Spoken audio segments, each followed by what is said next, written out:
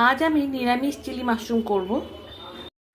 তার জন্য প্রথমেই মাশরুমগুলোকে আমি কিন্তু সেদ্ধ করে নিয়েছি।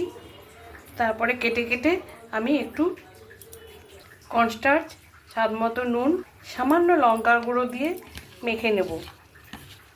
এবার কড়াইতে সাদা তেল গরম করে নিয়েছি। মাশরুমগুলো হালকা হাতে ছড়িয়ে দিচ্ছি, হালকা করে ভেজে নেব।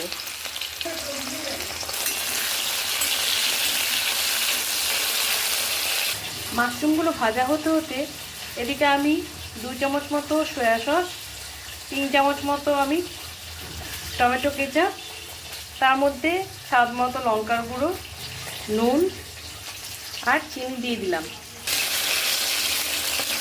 আমার মাশরুমগুলো ভাজা হয়ে গেছে, এবার তুলে রাখবো। যেহেতু নিরামিষ ওই জন্য কিছু অল্প সামান্য আমি আদা কুচিয়ে নিয়েছি, আধখানা ক্যাপসিকাম ছোট ছোট করে চৌকো করে কেটে নিয়েছি। সবগুলো আমি তেলের মধ্যে দিয়ে দিই, হালকা করে ভেজে নেব।